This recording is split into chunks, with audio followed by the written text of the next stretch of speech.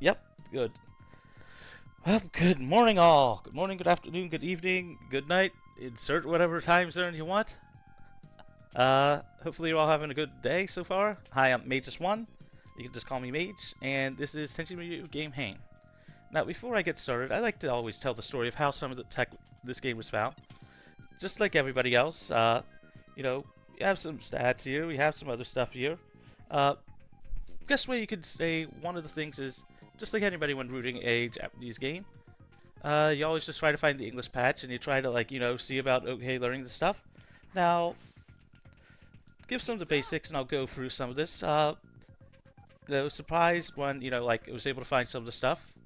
But, I always, you know, love showcasing, like, 'cause the latest English patch is actually banned for the speedrun, but yet, the old one isn't. Now, just a quick example here. You know, we gotta kill enemies. There's only, like, 4, you know, per each they get a time. But the game does change, you know, and spawns enemies, you know, one at a time with fixed things. But here's the thing. You're supposed to only spawn one enemy and then actually, you know, reset that one for a bit. But if you notice, in this version, for some reason, whatever, it spawns faster than it's supposed to. With, in a speedrun sense, you could start to see, like, that is a huge, wait, what the, type moment. So once that was figured out, we checked the old version of the English patch, nothing there. Original Japanese version, nothing there. And so we had to sadly disallow that version, but it's a good version for learning some things. Anyway, now that I've explained the basics of that, let's switch over to the actual game. Shall we? Also, Sid, if you want to say hi?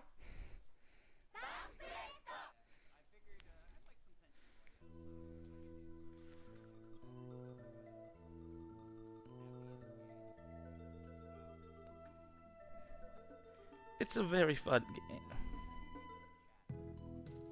Yep. And I'm going to quickly reset the console quick, because the RNG for this game, as far as stats goes, and shoutouts to one of the people over in GameFAQs for breaking down an amazing mechanics guide on it, is sort of pseudo RNG. So I gotta quickly start this as soon as possible. So 3, 2, 1, let's go. Now, as I was saying, the RNG for stat growths is more of a pseudo RNG, meaning it likes to go in waves, like where the waves can last up to like 10 minutes. It's not really understood as much, but it's a thing, you know, that I've got to be careful about. Also, say hi to Tenchi, Ayaka, Ryoku, and Moshi, and you just saw Sasami, Ayaka's younger sister, walk off screen. The typical day at the Masashi house, like arguing, you know, breakfast, when suddenly, you know, some weird enemies spawn.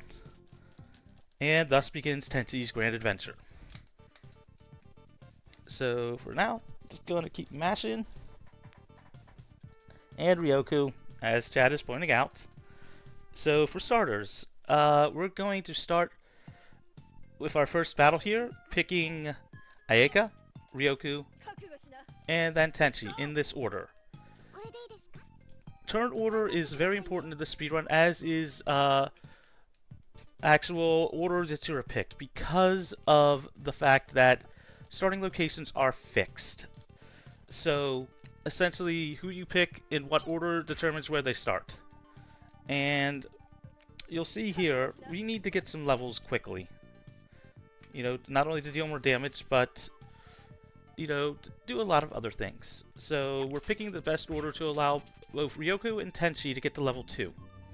Now, unlike most RPGs, the way the experience works in this game is that it's equal to the enemies you killed. Regardless of how strong or not they are, each enemy is worth 1 EXP. So, if we can make sure that it works, you know, we'll kill the enemies we can, you know, as fast as we can. And one of the only things we can skip is the animations of enemy movement. Not attacks, so you do have to count that into there. And one of the more interesting things about this game is that, as simple as it looks, it can get quite complex. Because of everything that one.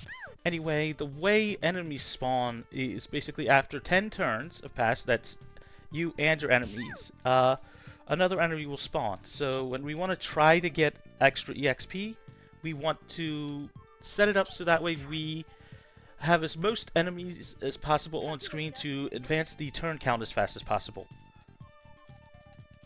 And one of the more interesting things is that may include taking extra characters, may include, you know, actually stopping on enemy spawn tiles because they are fixed, they will always be the same, as is with enemy spawn locations. Like here, I'm going to not kill this enemy and let it move so that another enemy will spawn in its place, and now their turn counts at 2. Yeah, I know. I'm gonna wait here. We're gonna have Ryoku wait here. We're hoping to leave this fight with Tenchi and everybody else being at level... Well, Tenchi and Ryoku being at level 2 with Tenchi at a certain number of kills.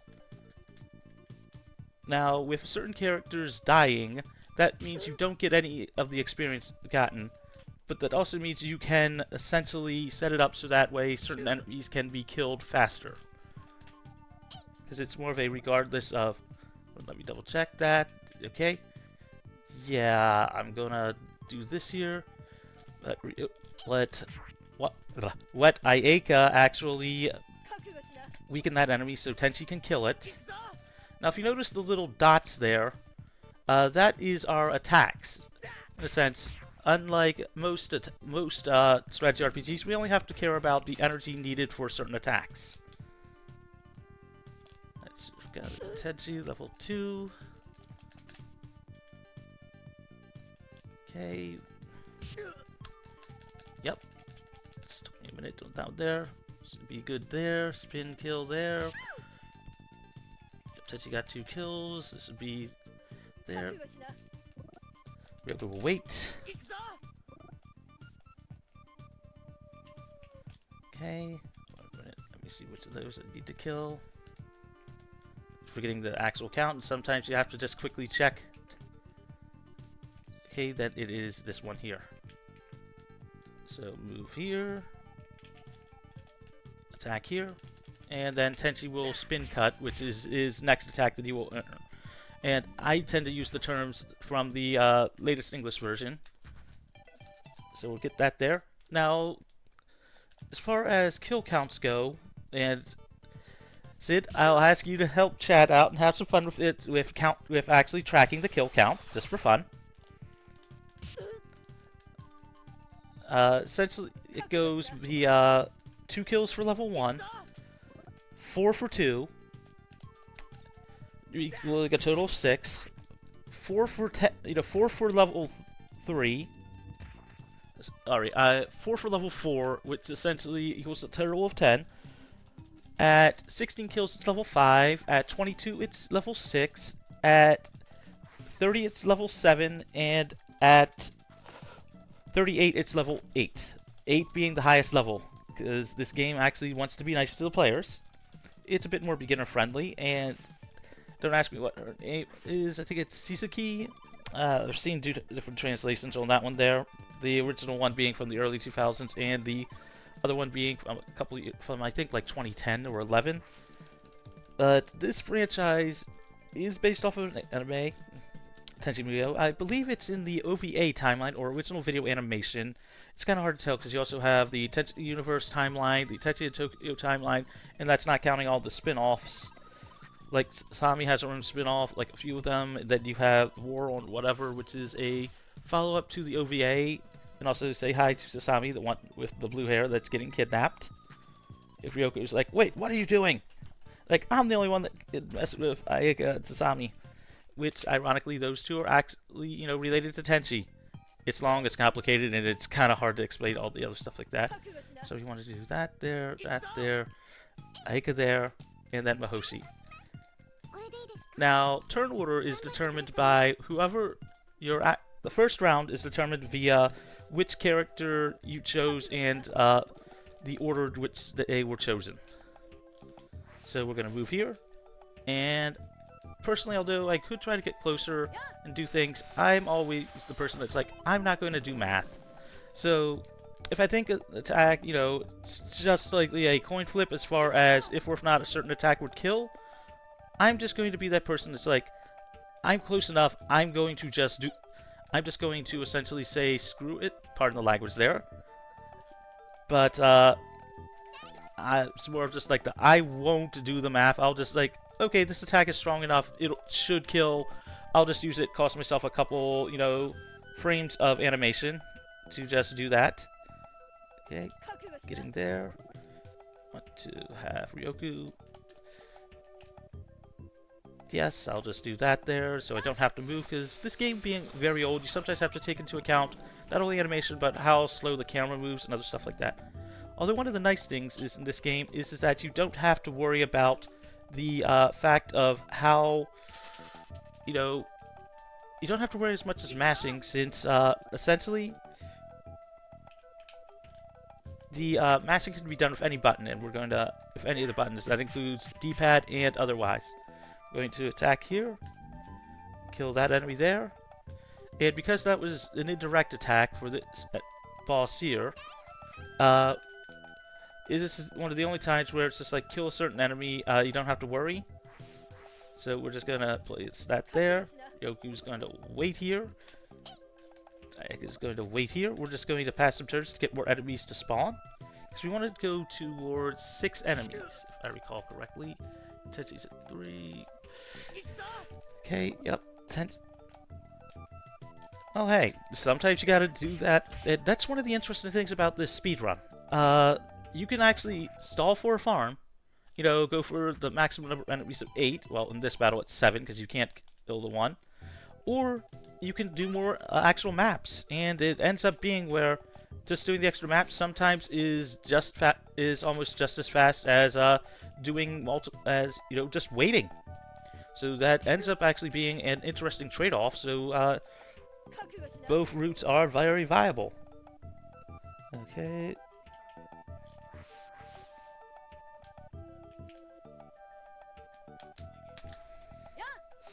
Sweep on anything. It's also because of the number of enemies that are in there, you sometimes just want to pass turns to actually just get enough, not only experience, but yeah, ranged attacks and group attacks.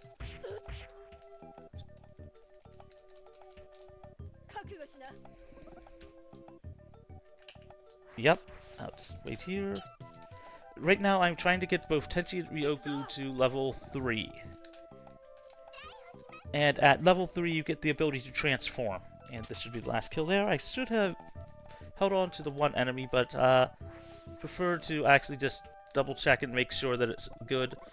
So Ryoku's next turn will be up.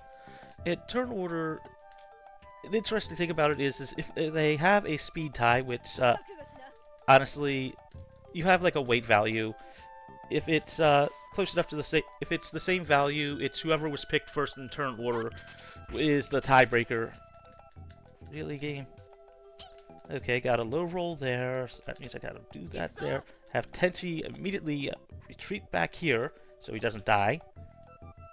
I'll have Ryoku take a hit. Should survive. If not, I'll just have to make up the kill count in one of the other stages, which means I'll just take an extra stage. Okay, just don't die, Ryoku. Hopefully not. Please, no. Ah, well, marathon luck there. So, immediately there. So, that just cost Ryoku kills.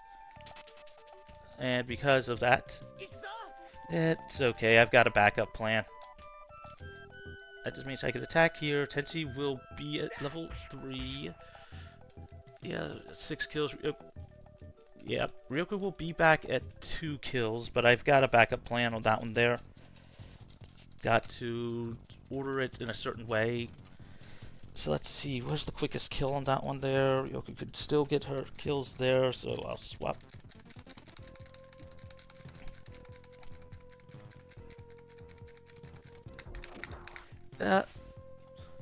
Yeah, pretty much, and they're just there to help pass turns.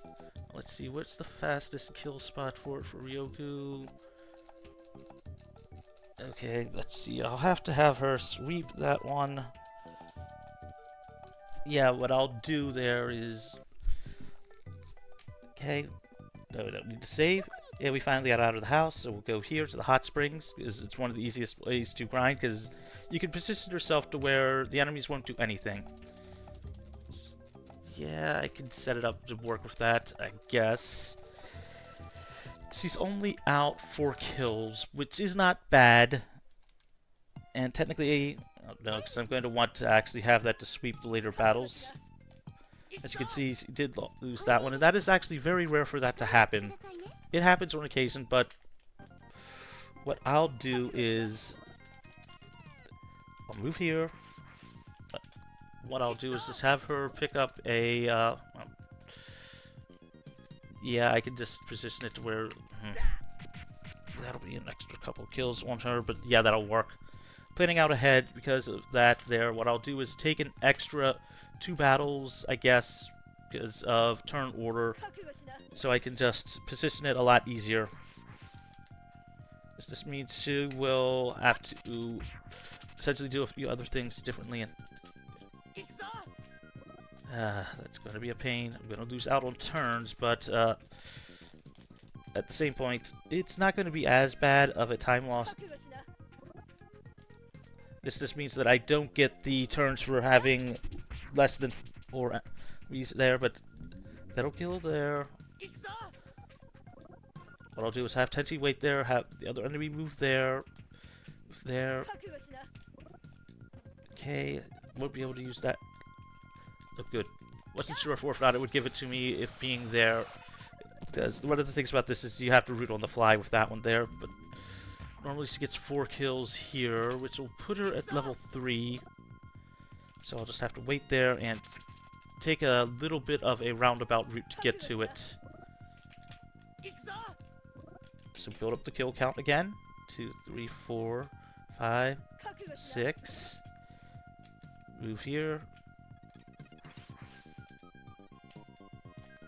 Okay. So normally I'm used to actually just using the normal attack there, so... Yes, that is very, very true. It's very, very true.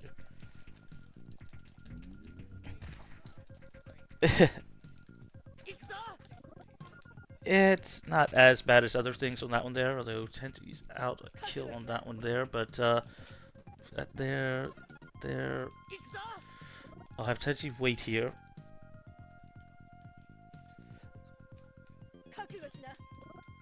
Yeah, on some things. Fair enough on that one there. What I'll do is swap a few kills around, have Ryoku do that there. So just gotta make up things. That'll get her to level 3, which is what we were hoping for. Well, we were hoping for level 4, but then again, I have a backup save just in case of that one there. That's the last spawn there. Tenchi will move here then. I'll have to have him pick up both kills here. So I'll spin for that one there. Ryoku will get her first kill there. Tenchi will hit the 4 there. Now, one of the interesting things is if you've noticed, the enemies have not attacked. It's because this game has a interesting thing when it comes to where an enemy spawns and what they're attacking. And because you're hovering over water, the game won't let you use any beam attacks unless you're like right at the edge. And because that's where Tenchi was, he was able to do that. Well, and Ryoku was able to do that as well. But for attacks like that, it counts as a physical attack versus other stuff. Ryoku will just wait here. Tenchi will just move here. I'll just spin attack again. Get him through that one there. That will get him to level 4. Okay, Ryoku will wait. I've got to make up 4 kills, but I can come up with something there. Yeah, I'll take the extra kill there and just wait. Yeah, I'll get an extra kill off of that one there. It'll take me a bit, but I'll wait. I'll give the 8th kill on that one there, which should cover back up 1, 2. Yeah, that'll be 2 on that one there. So she'll be off by 2. Yeah, I can work that. I can work with that there. Not the cleanest thing, but what I'll do is just wait here to get an extra kill from there. And with Tenchi, yeah, I'll swap off a kill from him into Ryoku, and that'll work. It'll mean I have to pick up an extra kill with Tenchi later on, but it will work out.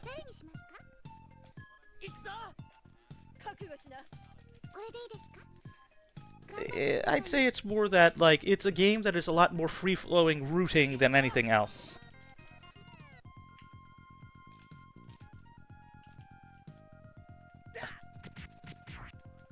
Yep. Yep, and I screwed up on that one math-wise, but it's okay. But it'll all work out. So what I'm going to do is just move here, wait here. I'll have to do things a lot differently on that one there, but it should work out nice enough. Also, nice on the roll for Tenchi. Stat-wise, can be anywhere from 36 strength to 52. So that should just tell you, like, how math can change things. Yeah, do that there. I'll have to pick up a few extra kills as long as I get to level 6. That was Ryoku. I should be able to adjust things with Tenchi and just have to pick up something extra. It'll work out. Lose some time here, but Root's pretty solid on that one there. Okay, one here.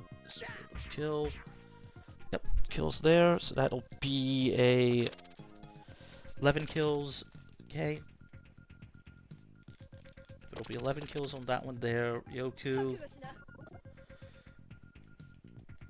think I can hit through. Yep, I can hit through the stump here. Get her. Pick up a kill here.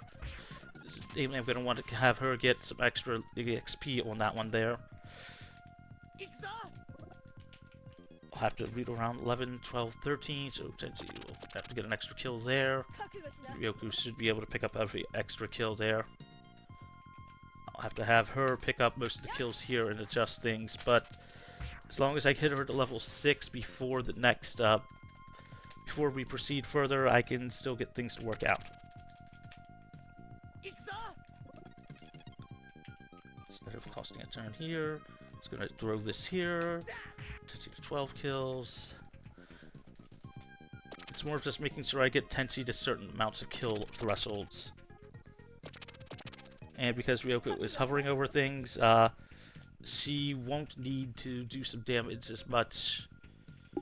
And you know what? I'll actually need to transform her, so you'll get to see this early on to be able to guarantee some kills here. Tenchi's now just going to wait here at 12. So yeah, I should have gotten an extra kill on Tenchi earlier. Because of Ryoku dying, I miscalculated on that one there, but we'll get it taken care of real quick. I've got a backup route, and if they level up earlier than they need to, it's not as bad, and I've got backups. Which is all the things I can hope for.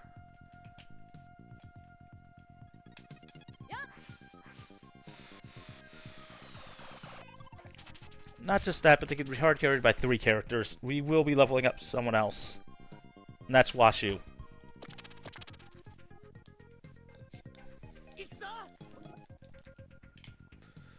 Well, she's an all-powerful deity. This should get Tenchi to 13. All-powerful interdimensional being. Let's see, check Ryoku's kill quick.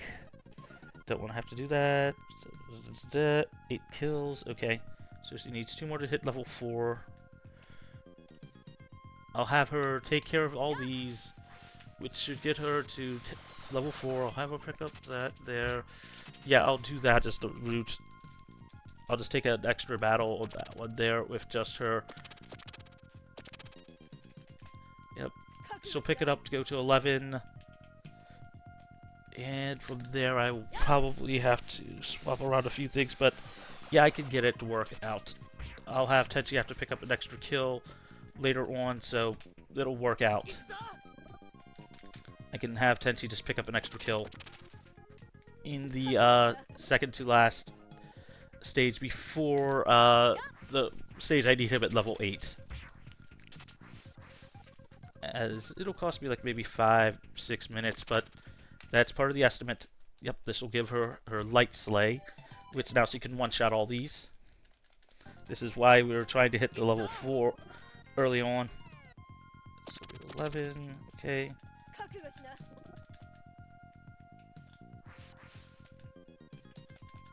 And now this really does hard carry with that. So 11, 12, 13, 14, 15, 16, 17, 18, 19, 18, 19, 20, 21, 22. That there. Yeah, I'll have to hard carry and do an extra battle, but that'll cover everything.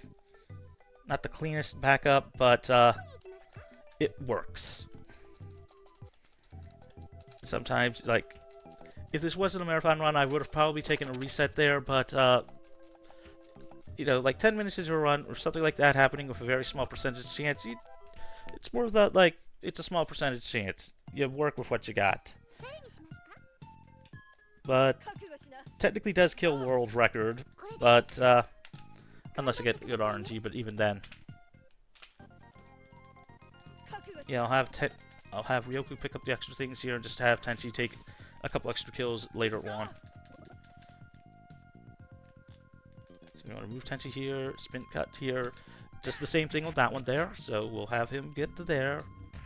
Instead of him being level 6, we can adjust things on that one there. And see, that's what happens when you don't actually let a when you actually do not hit the button for enemies to skip attack animations. And now see, we'll one-shot these. Just gotten a very low strength roll on that one there, which is very, very, very rare. We'll go at 5 and some chains kills. Yeah, that'll work. Just have Tenchi pick up the extra stuff on it. Let's go like that. It's like having to make up 4 kills, which is essentially an extra map, but I can adjust it. Should have taken the other one, but that would have taken a bit more time there. Yeah, I'll do that there to pick up the 3 kills on Tenchi. That's showing. I'll lose like about a minute and a half for an extra map, but considering that map is manipulated, yeah, I'll take that map versus the other thing. So yeah, I can pick up his kills there. So Ryoku will move here. Actually, no, because I still have that there, and I've got to have Ryoku do the movement there. I'll just have her light slay. Oh, wait. This is what happens when you forget things on that one because of, you know, stuff like that happening. I'll have to have Ryoku get all the kills there. I'll take Tenchi there, and just, yeah, that'll work. So the reason why I'm positioning things perfectly here is so I do not have to deal with actual enemy attacks. Attack here, kill that there. Ryoku will pick up both things there. I'll take the, yeah, I'll be ahead level-wise, which shouldn't affect things as much. Tenchi would pick up a couple extra kills, but I'll pick those up there instead. I'll have Ryoku pick up the kills. I would normally get Tenchi here, which is 2 of them. Yeah, I'll do that there. It means he'll have it. Yeah, that'll work. It should work there perfectly on that one there. So that puts Ryoku at level 5. That'll be 16 kills. 17, 18. That'll be 18 kills. Sorry, 17 kills. Math. She's now at 5. So that there. Yeah, Tenchi will pick up 3 there. Let's see. 16, 17, 18, 19, 20, 21, 22. Yeah, so I have to pick up 1 extra kill now. So what I'm going to do is essentially have this battle be done here. Have Tenchi, yeah, pick up that there. Ryoku doesn't it doesn't matter if she's ahead or not. I'll have to take an extra battle, but well, an extra 2 battles actually. But that's fast there. Yeah, I'll take the fact that I've got the space shuttle manipulated, even though it'll cost me a tiny bit of time. It'll take that there, hot spring there. It'll get her extra EXP, and I can just have Tenchi do some extra stuff there. So he'll pick up an extra 3 kills there. Yep. It's one of the interesting things. You have to read on the fly But sometimes you just gotta work things out so that it works out. If Tenchi goes extra kills, that means I can set up a few things later on so that I do a different order there. One of the later battles will just be slightly different. In all fairness, what I'm going to do is have Ryoku get some of the attacks later on versus other stuff. Yeah, Tenchi, Ryoku here. So the reason why I'm picking this battle, even though it's a bit slower, is because I actually have manipulation for this battle for enemy movements.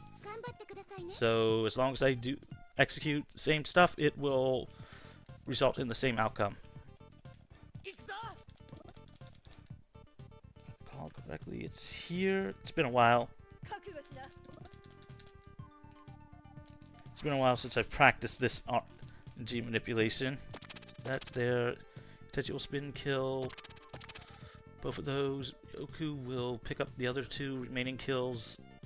And the reason why I deliberately moved it there, so that way the enemies cannot reach me.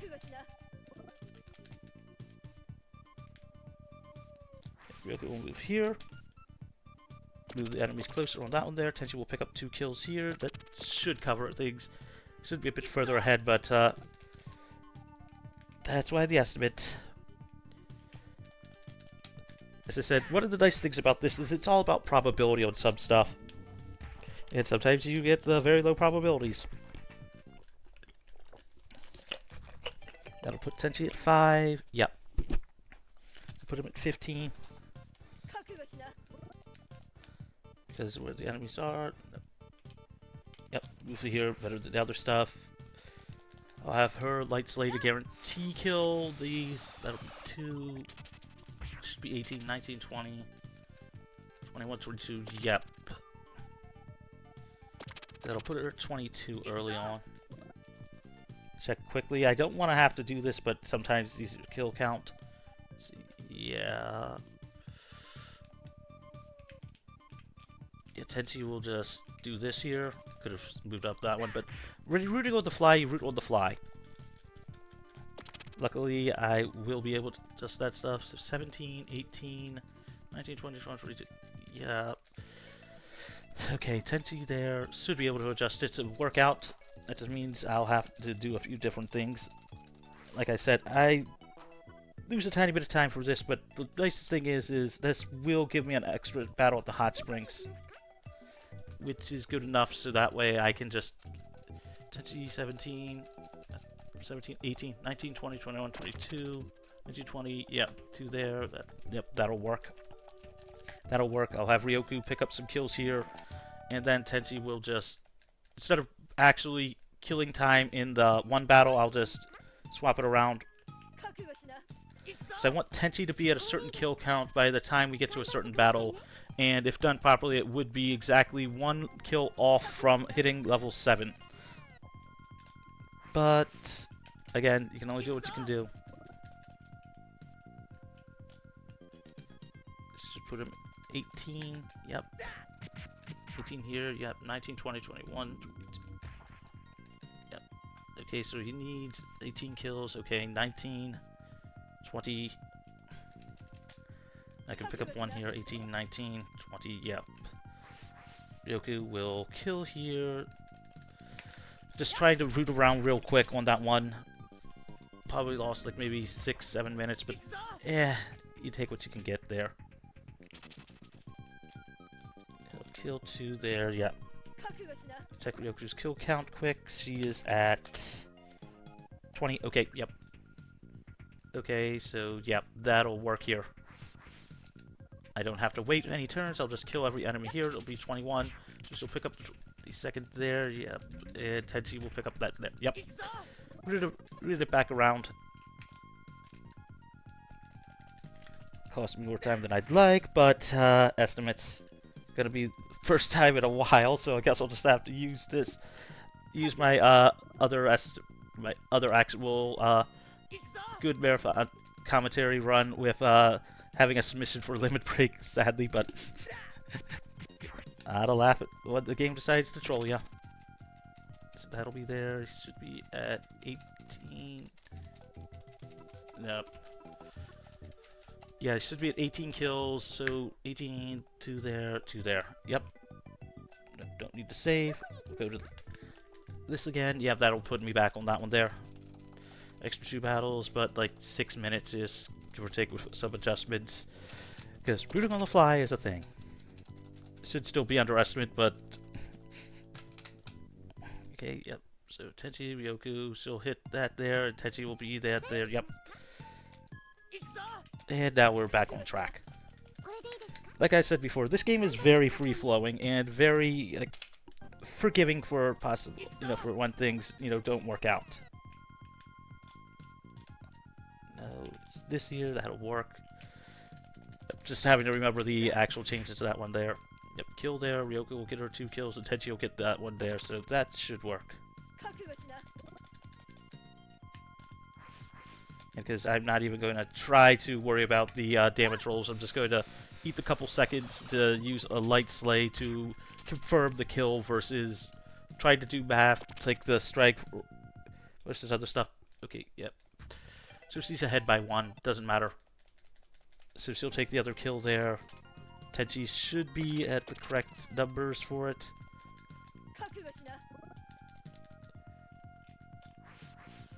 I'm gonna have Ryoku here, and she'll pick up the extra kill here. Tenchi will pick up his kill there. Yet now we're back on track. At about 12 minutes behind, but I'll make up the time easily enough.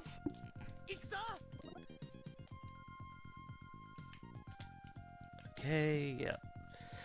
I'll just wait here to be able to sword toss the next thing. Hopefully it won't spawn. Okay, they did spawn, but that's good enough. I can just move Ryoku, have Ryoku kill, and just go from there. Like I said, it doesn't matter if she is ahead by a couple kills, as we're going to be using her for other stuff like that. Okay, I was off by that one there, yeah. Okay, so I don't get the spin at all. Washu. Talking about, like, one of the later battles. Now with that, she should be able to kill off of this. Like I said, like, estimate is basically to cover anything like that and the end battle, but that just means I'll play the final battle a bit safer. Guarantee stuff. That's why I also have a backup save for the moon, so I don't have to worry about some stuff stat-wise, even though it's 1 point lower than I'd like on average. But like I said earlier, the way levels work in this game, you technically get the stat growths, like, it starts off like at level 2, you're getting 1 to 2 points. At level 3, it's 2 to 3, and this progresses until I think it's like, for level 7 to 8, it's what, 5 to 9? So if you can imagine just the range of which you hope for higher point values. So we're gonna use Tenchi, Ryoku again. Tenchi with a single kill, he'll pick up those. Yeah, just making sure that I have certain characters at certain thresholds. The power of rooting on the fly.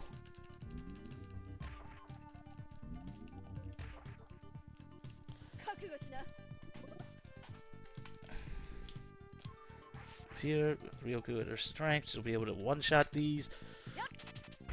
She'll one-shot there. Tenchi will be a couple levels higher than a bit higher than I'd like, but as long as I can still be able to actually safely use him to help weaken enemies for Washu during her grind fights, then it should be good enough. Which is why I tend to actually have him go to one, basically him being 1 kill off of level 7, but is what it is. That one there. Luckily, we should be all good here. That one there. Ryoku's extra attacks that should make at least a couple fights a bit faster. But we've made up some of the time. Big time on that one there. And now we're off to rescue Sasami. They give you 2 routes to go.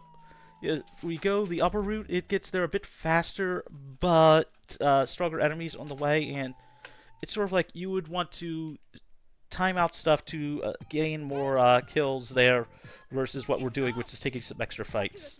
3-section fight, it's about like a minute and a half-ish if done optimally, versus like 3 minutes, you know, like a bit more if, you know, having to kill time for it.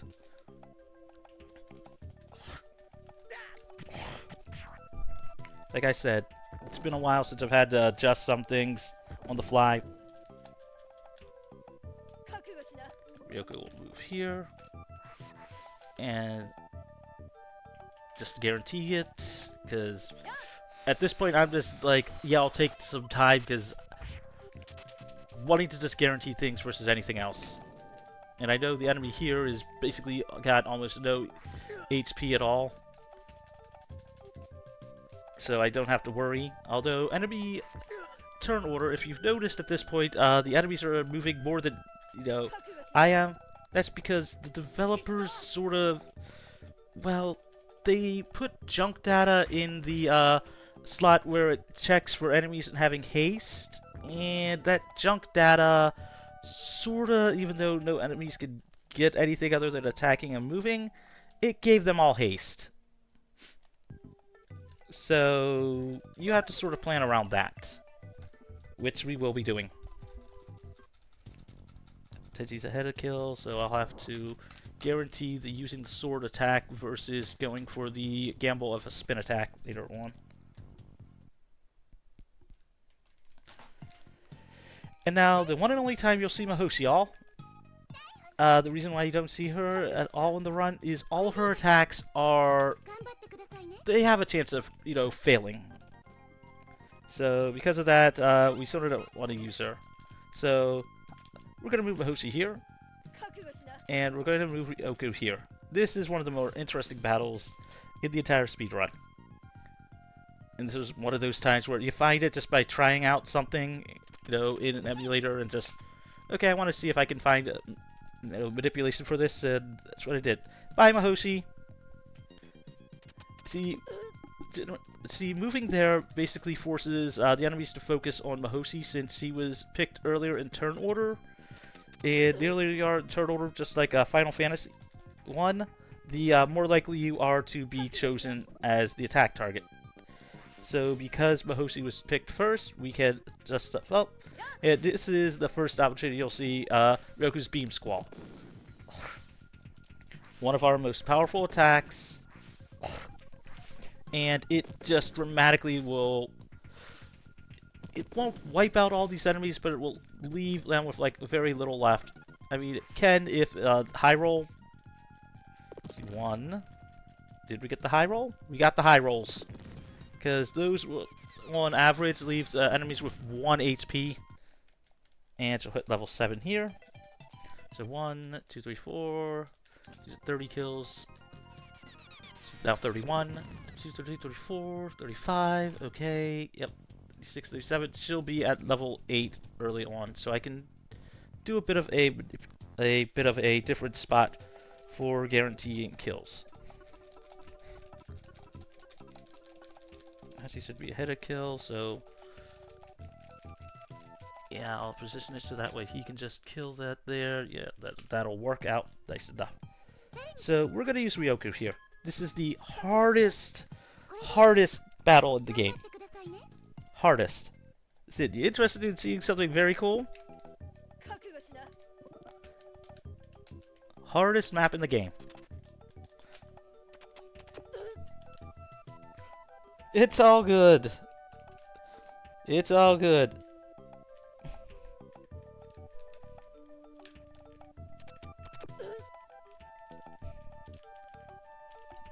And now, hardest map in the game. So, we've got every enemy here. Hardest map in the game. We don't even have to move. All the enemies will come towards us. Be within range of Ryoku's Beam Squall. So, our first action is to hit the up button to go to end the turn, and then immediately, once all the enemies' turns are done, use Beam Squall. And with Ryoku's level like that, she should be able to kill them all easily enough.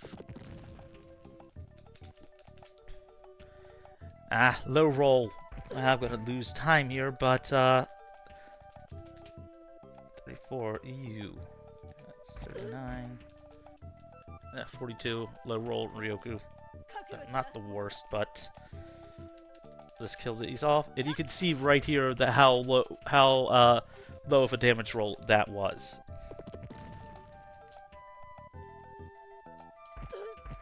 But that's all in the name of the game.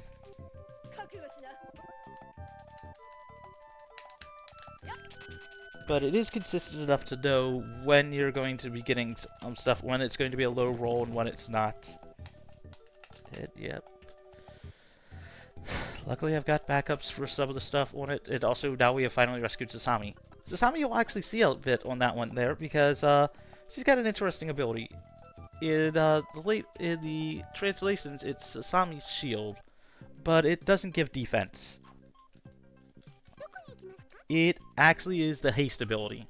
Now, the way haste works in this game is your actual wait time, which is, as I said before, how the game determines, you know, what way you'll act is based on when you start a turn and not end a turn. So that does change exactly how we want to set things up. It goes like that there. That there. Ryoku's finally back on track. As I said, Tenchi will be up a kill, so the biggest drawback is that I'll have to do something differently on one of the upcoming battles. Yep. There we go. Again, it just like happens on that one there, but sometimes you gotta do what you gotta do. And estimates for like not having to do an extra battle or two and just to go that one there, but we're gonna go the fly. That's the first time with the latest route change that I've had to actually adjust to that. So forgetting that Tenchi was down a kill, then forgetting one other thing, and then not doing math because of the new differences, and having a few other things like one here, one there. It happens. But there we go. Finally continuing onward. Now, if we hadn't rescued Sasami, we would have to go down to the prison to rescue her. Or we could have, you know, just waited till we would have gotten to the boss, and essentially she would have joined automatically.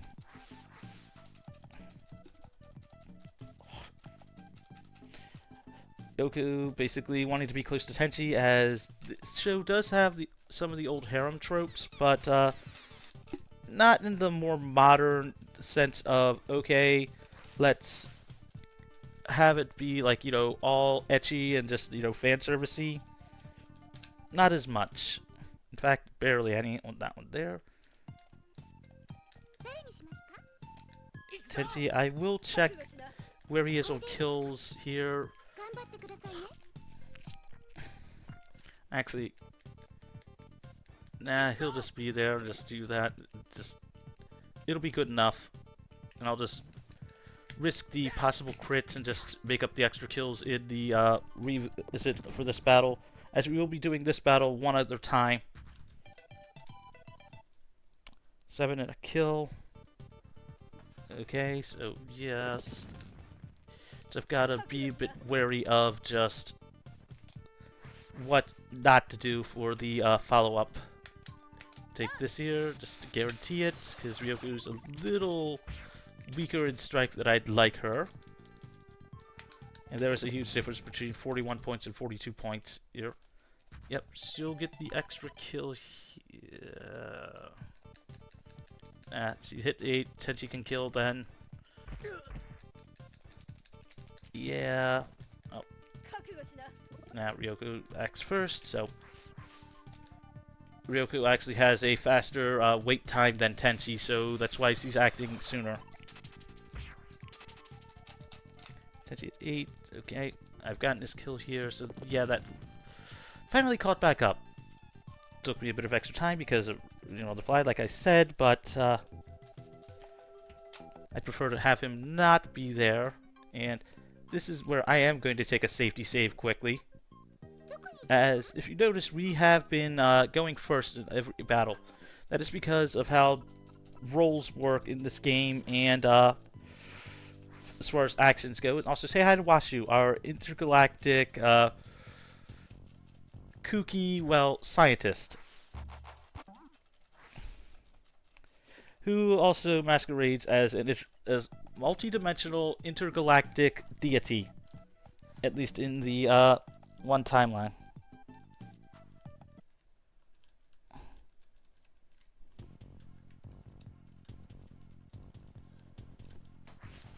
It's a fun little game.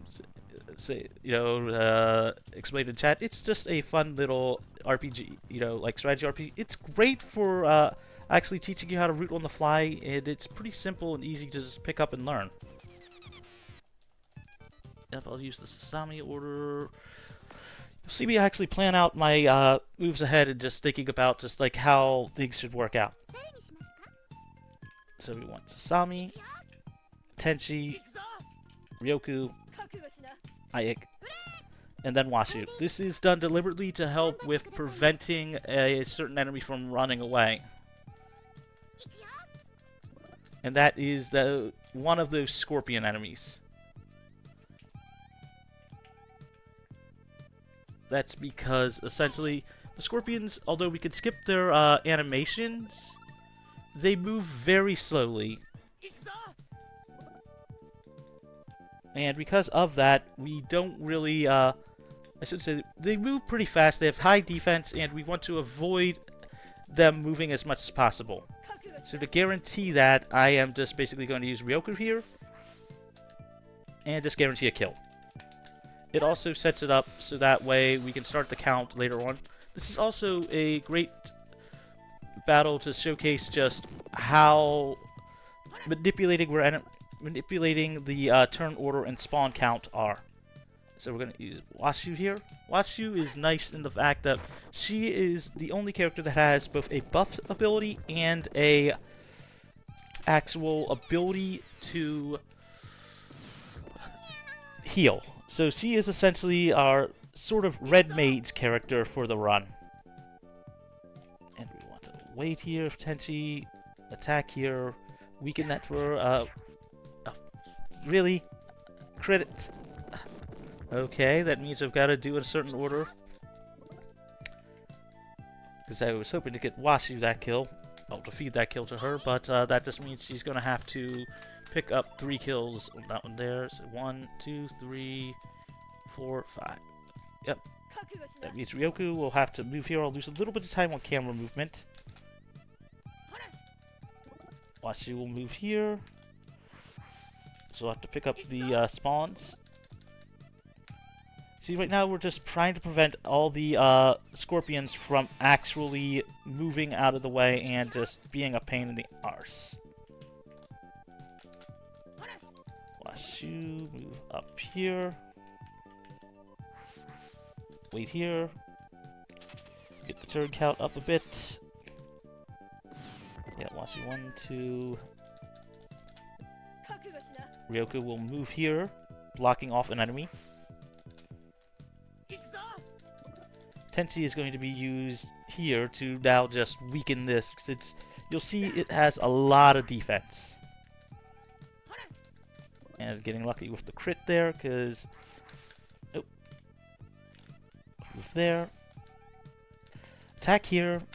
So Washu is going to just take out this cannon here. Wait there.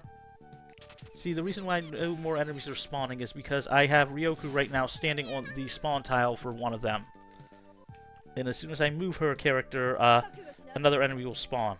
And to make sure that we don't have that happen, I'm just going to have them waiting here. Okay, yep. I also have Tenchi do this again. Sometimes menuing quickly to try to see certain actions. Okay, crit there, so 4 there. Washu will kill here. Making sure that I have things set up so that way I can maintain turn order properly. Goku's going to finally move to... yeah.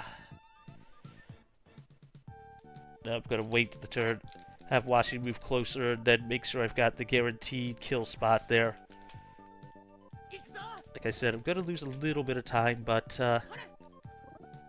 wait, Tenchi. You can also see just how haste is just immediately helping out. Move there, allow the enemy to spawn. One. Okay, watch you turn 1. Yep, is that there? 1, 2. Watch you should be able to kill in 2 turns. We're just barely making it in time for the turn count in this battle if we're lucky.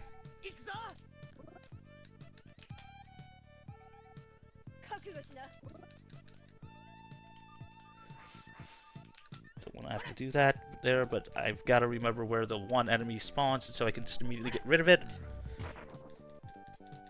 Just move that there. 1, 2. Yep, 2 there.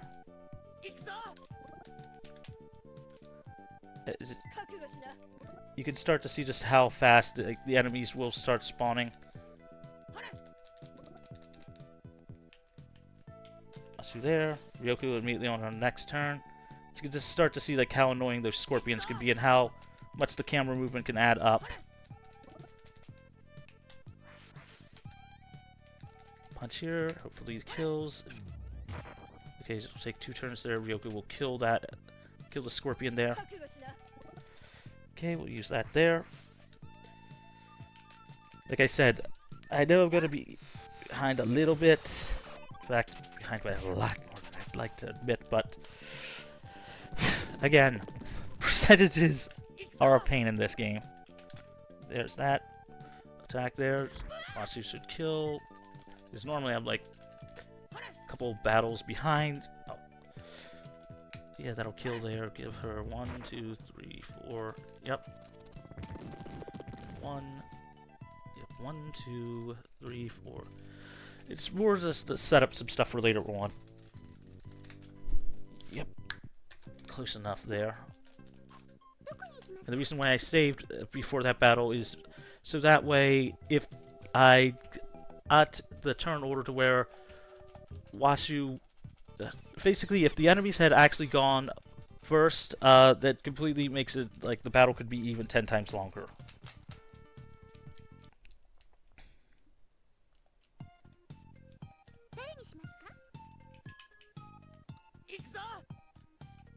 Now, Washu here, Tenchi there, I'll have to order it in such a way that Washu will pick up more of the kills there.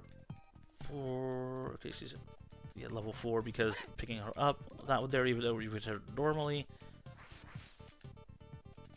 Washu here, 4, 5, 6. Are you serious? I got a low roll too? This game just wants me to go overtime. So that way it's like, oh, you shouldn't show this all. And I gave an estimate for that kind of stuff. That one there, Tenchi at 36. Yeah. 43 though. Okay, Tenchi, move, attack. Should have done that there, but the powers of just trying to root math when you are trying to reroute things on the fly. Oh, I know. And as long as Chad is enjoying it. And you see here, even if that wasn't a crit, she would have been able to do that normally. So have Tenchi, have Tenchi weaken here. Should have done that the previous turn, but normally used to having Tenchi go first and then do some different things there. But Tenchi will weaken there.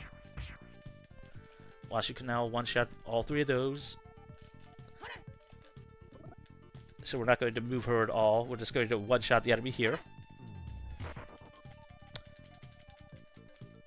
I'll have to get her 5, 6, 7. Yep, that's 5. 6, 7, okay, 4, 6. So that one there, so she's at 16, 17, 18, 19, 20, 21, 22. Yep, that'll work out. We have it working out just so. So all I have to do is have Tenchi kill both of these, and that should be good. Well, not so much Tenchi, but Washu kill both of those, and the next battle will give her 6, it'll hit 22, yeah. Tenchi will pick up an extra kill here, but that's not a big deal.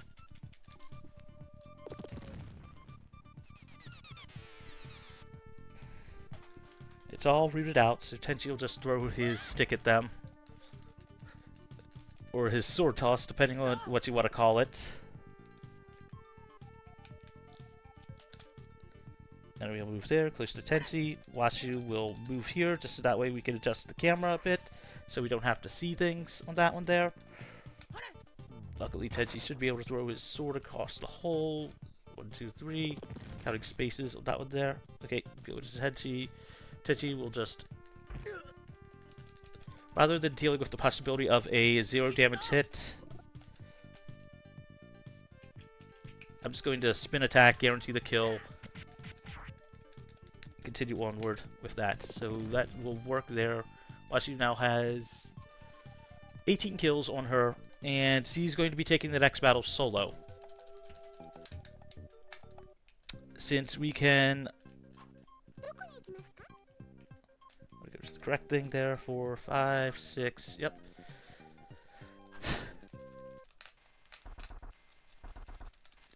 Yep. I'll be able to transform. If she's got 24, 25 strength, I should know exactly where she is in her kill count. Since she did level up and get 2 kills there, that will guarantee things. So we're working our way towards the boss of this area.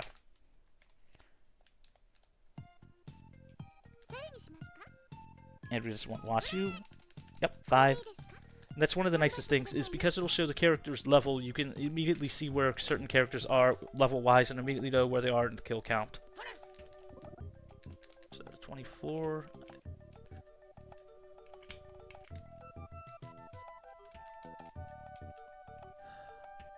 $25.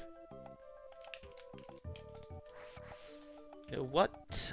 I'm going to wait here, let him move towards me. 25, yeah, I should have the strength without needing to power up, which does save me time.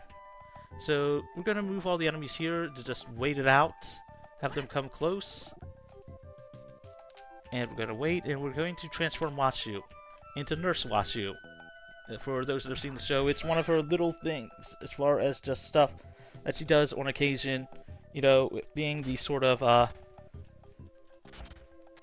kooky scientist character. But if you know the trope, you know the trope. The wanting to experiment on everybody type thing. And 25, 27 on that one there. The nicest thing about this is that it does heal her. But it also, when transforming, that gives you a bit of extra movement and a bit of extra strength. So right now we're just trying to avoid all the enemy attacks. And you'll see me mashing as fast as I can. Go to here. Make sure I target the correct enemy, so that way I don't have to deal with extra turns.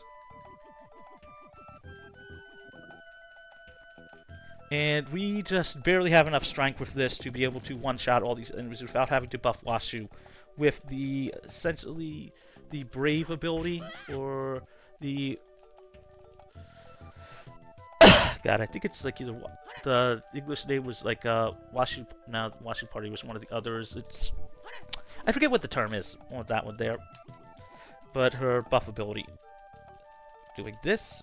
As you can see, we can now one-shot with everything with her. Now, one thing I haven't really brought up is what happens if you level up while in the haste state, or the sort of buffing your strength state. Essentially, you lose that. So you have to so you actually have to plan around those.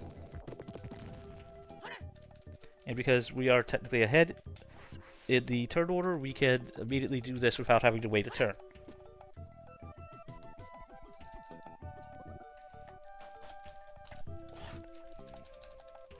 So we immediately get to do that one there. And immediately to 6, which is the level we need her at to do something ahead of time. And essentially by that I mean it's needed so that we have reached a certain minimum strength value to be able to handle something. And actually, I do want to save here. Actually, no, wait, there's a save at the... forgot, there's a save after the boss fight before the Gauntlet of Battles. Sometimes you forget the little things here and there, especially when it comes to safety saves. But now Ryoku's been challenged to a one-on-one battle, so he's going to do that. One of the rare one-on-one times. Also, say hi to Ryoki. If we had gone through the carrot fields, we would already have them, but since we didn't, well, they started a higher level. Want to use this? Oops. Forgot, that's for the second ticket only if she has a low strength. Sometimes gotta remember. Okay, we are going to have to take an extra round here, but that's purely because of damage. Oh, good God. Oh, God. Ugh. Okay. Oh, good God, that's going to be horrible. Ryoku at 40 is actually 2 points lower than she should be on average. Luckily, I can buff that out to work with things. It all depends on Tenchi's role as to if or if not I'll have to load a save. As we won't know Tenchi's until just before getting to the moon. And at a 41, it's very, very, very hard. And 42, it loses some time, but we'll be able to make that up.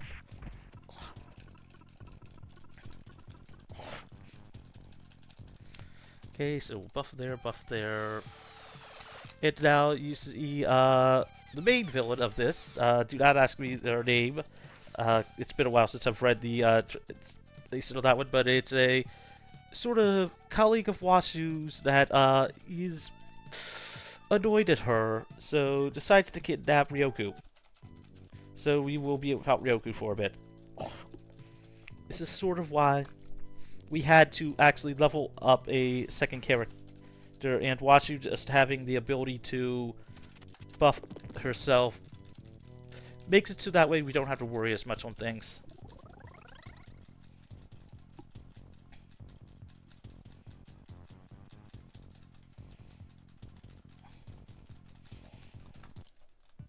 And now Washu's saying, hey, can you take care of this for me? That's because it's sort of like Washu is optional to get her early. She'll automatically join us if we did not get her here at level 3. So, Tenchi, Ryoku, Tenchi, Washu, and we're going to essentially use Tenchi's transform ability to essentially get rid of the our boss a bit easier. Tenchi will move here. Wait. Washu will move here. Just barely out of range of the enemy. And we're going to buff Tenchi. Took me a minute to remember that I am on the correct thing. 36, yeah. Was that the heal or that the other? Nope, the 19 on that one was not the heal, so watch people wait. And you can start to see how buffing, Tenchi's strength is going to be very good. So we're going to use that there. And now we're going to use the transfer ability on Tenchi.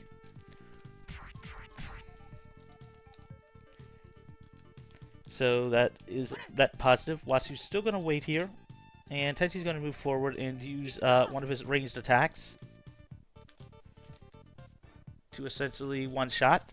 Well, not one-shot, but deal enough damage to help with getting rid of the enemy. Really that much of a low roll? Sometimes the game wants to say no. So we're going to move Washu here.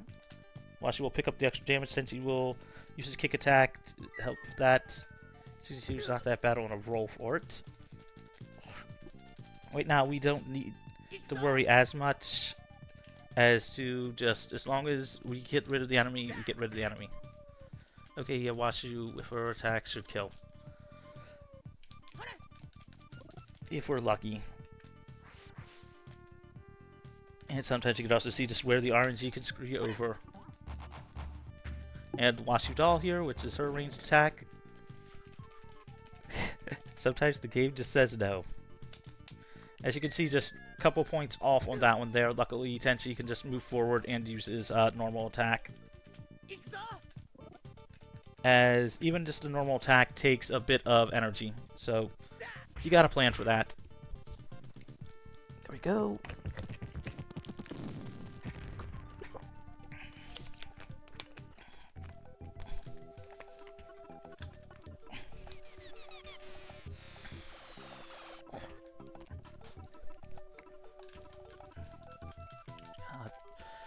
About like 10 minutes behind, but if I'm lucky, it'll be a sub 2. It's been a while since I've actually had an over 2-hour run, but if we're lucky, we'll still have a sub 2. And now we'll mash as fast as we can. As you can hear here, just me mashing all the random face buttons and everything.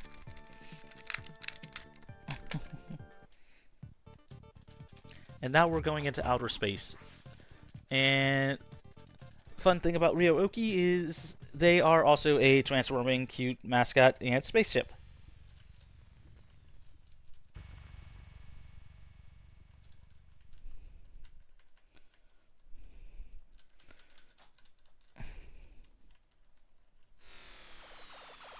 And answer the question in chat. There is a fan translation, but the big problem is... God, did I hit B on that one there? We're all good. There is a fan translation for this one, but the latest one from the 2010s is got a bug in it, so it sort of is not good for a speed run. Also, we had our... the person that our main antagonist created join us. And now, I'm going to move Washu here, have them all come close. Power her up. Should be at 32, but it's enough for it. 46. Ryoku's going to be... when I say this is the first time I've seen Ryoku out of 40, I wasn't joking. That's how rare that is. So Washu's going to move up.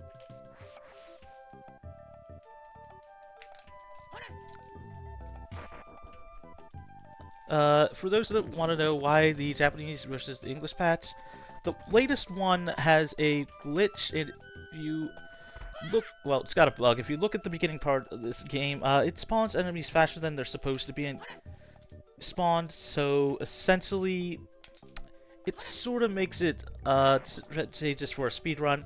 The old one from the early 2000s doesn't have that one, nor does the original cartridge. If it was in the original cartridge, you know, without it, it would be all good. So it's not really for text, because you can mash as fast as possible and still get the time saves, because of every face button working with that. But, again, because of that, it sort of makes it so that way you have to work around some stuff. And turn order, that should be just enough for Washi to go ahead. Nope. Get the turn order for this one.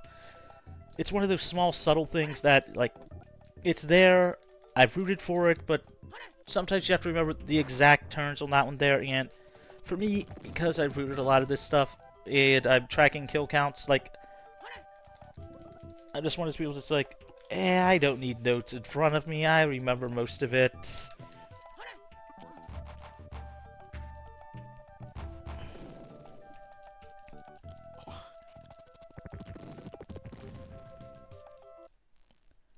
It's also a very big issue casually. Oh, there, what's Asami? And then we want Tenchi. So we're going to take advantage of the haste ability and the turn order here to be able to actually manipulate things so that Tenchi will act on certain turns. Same thing with Sasami. So we want Tenchi to go first. We want Tenchi to go before Sasami for the second round. Since Sasami is actually faster than Tenchi, we have to order things in a certain way to be able to get things to work. So we want Tenchi here. Now all four of these cannons can be annoying. So we're going to essentially try to run it 1 to 2 round all these enemies with Tenchi's spin cut attack. So we're going to lure all the cannons to certain spots. And within this, we're going to essentially set it up so that Tenchi will be able to spin cut one of them. The red one, which has more health early on.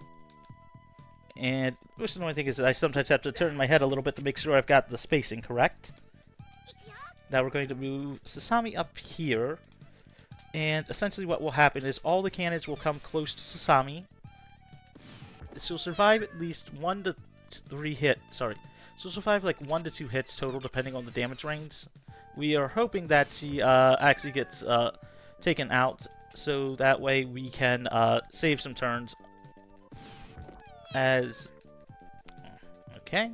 So game's going to say no to that, but we're going to lose like a little bit of time, but not that much.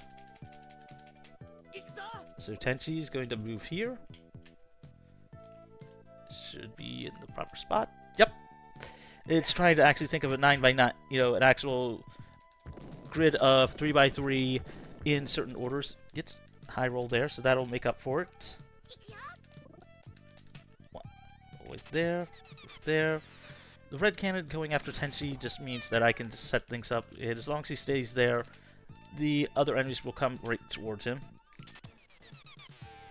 See, 1, 2, 3. Move there. That's the other reason why I weakened the one enemy earlier, so that way it makes the higher odds of getting rid of it during the second round of attacks. The energy route, and yes, there's an energy route to, you know, when you can do certain attacks. Okay, this should kill all 3 of them. So it's a small time save there. As if we had not killed, then we would have had to deal another round, the enemies would have moved, and we would have had to wait other stuff. Huh, didn't realize it was that high on the count for Tenchi. Okay, so he gets the high kill count. So we're good there. And now we're on the Wasu side again. So we'll move here. We'll use this here. And now since he gained a level, we don't have to worry as much since now all of her attacks will one-shot the enemies.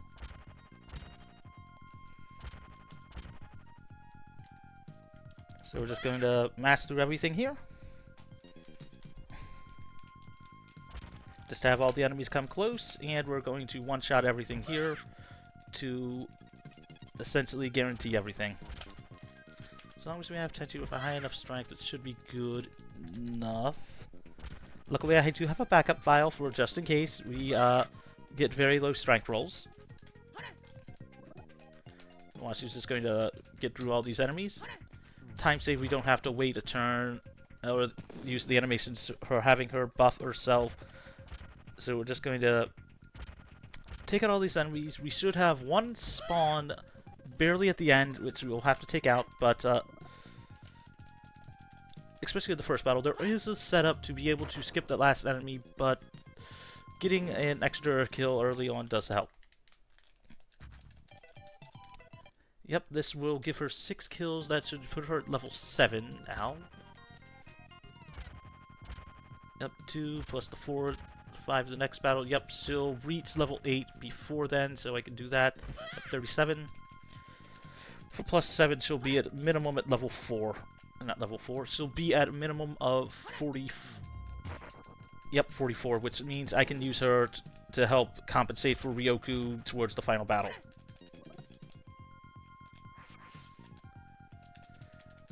And that's one of the things you do have to plan out is if you roll low on one character, you roll high on another, just making up the differences in damage.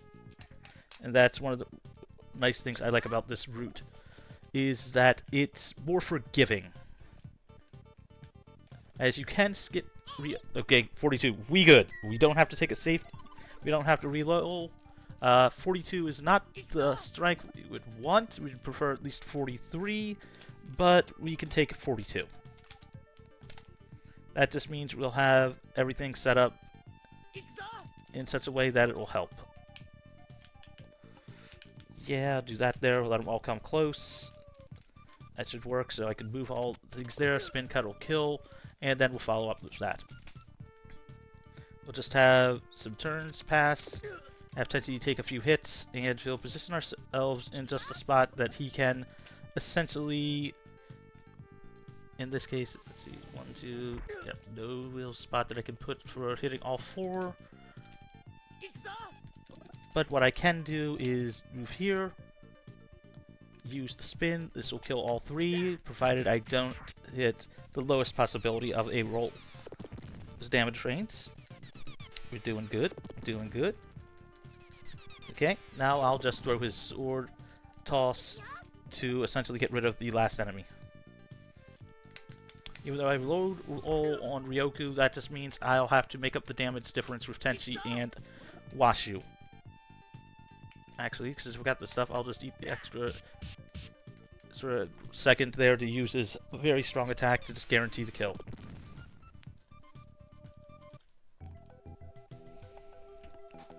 And now for Washu, we're just going to wait here. And these dolls here, Washu will be able to kill them all with most of her punches in a single shot. Gotta go back and look at the my last PB to see about what I had set up for the ability to one-shot them and save an actual enemy slot, but yeah, just do what you can do. That's all you can do sometimes, is just make up the differences on that one there.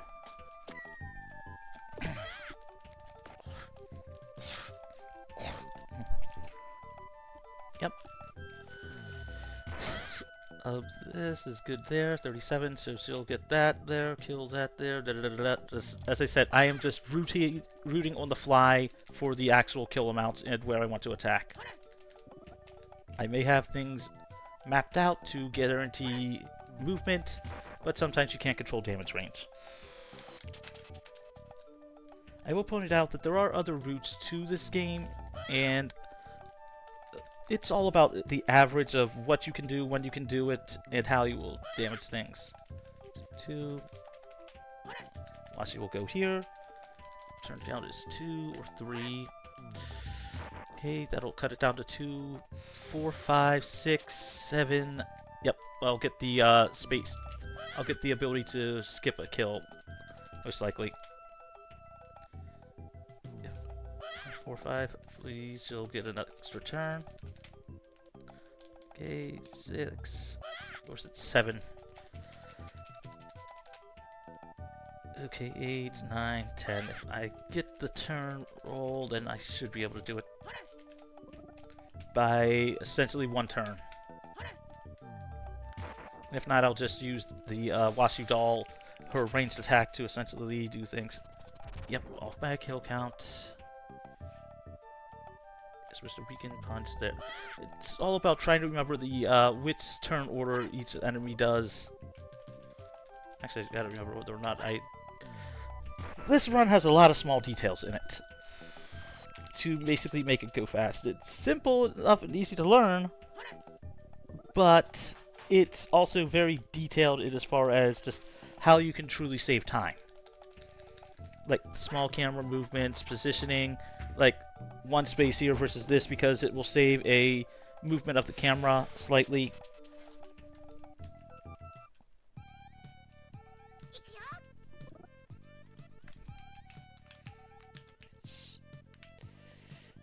Yeah, because if I move there, it's not right. Oh.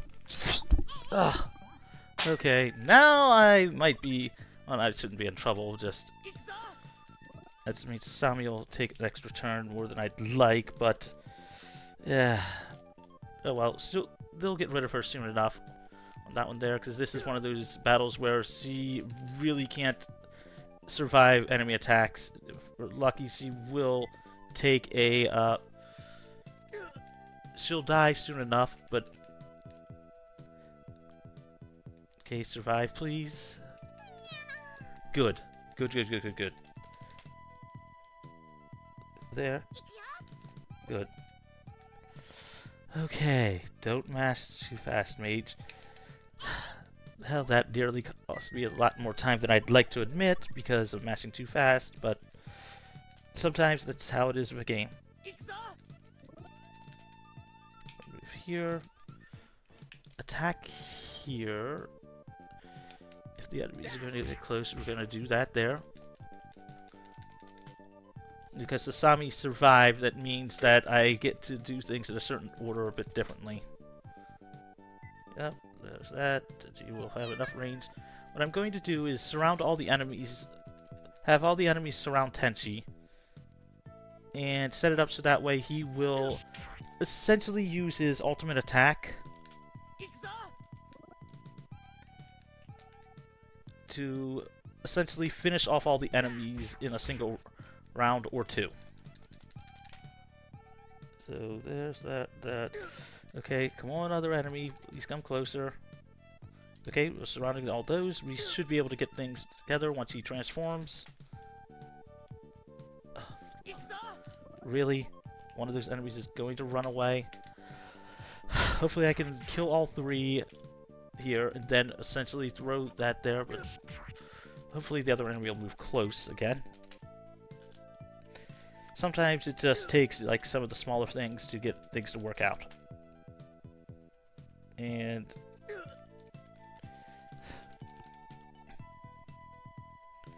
okay. Because we can't move when we use an attack for this, and we can't move the turn we transform. Tenchi should kill those two there.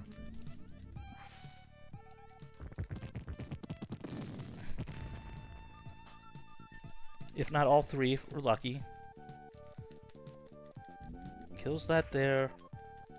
Kills that there. Okay, that enemy's got the tiniest bit left of HP. Okay, so we'll move here. It's turn 1. 2.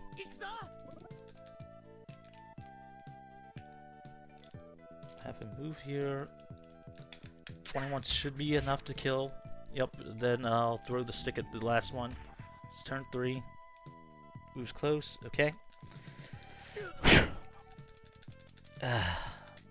Not the cleanest. 4, 5. So we're just gonna wait here. 6. Sometimes you just gotta remember the actual number of attacks for it, and sometimes it's not perfect on that one there. Okay, so gets that there. 1, 2, 3 spin. Should kill.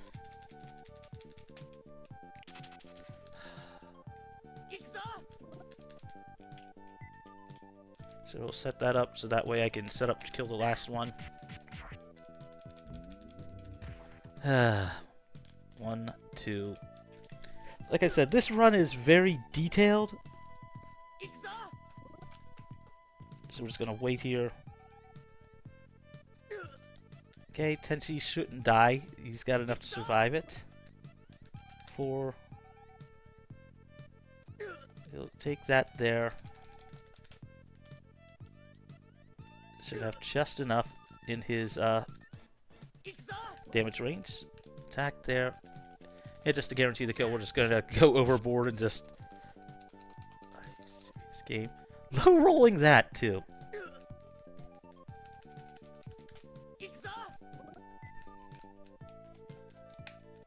Please get the kill. There we go. There we go. That's one of the nicest things about this run is, even though I've lost more time than I'd like to admit to make up stuff, we're still on a very good pace overall. And one thing I'll have to do now is route a backup for, with the new route, what I should do for if I accidentally have Ryoku die with 1 less kill for Tenchi. As he did get the level, or was it off by 1? Anyway, that's the one fun thing about this game. It's so exciting for some things. I mean, it's consistent on a lot of it, to the point of some of the maps that I've actually, you know, tested out doing blindfolded. I'm still working on that, and it's more about the timing of that one. As you can hear when the characters actually speak when it's their turn, and you have a little sound effect that shows when you've picked up the energy. So it comes down to timing. I'm gonna let all these enemies move here. And Tenchi will be able to spin cut all the dolls here.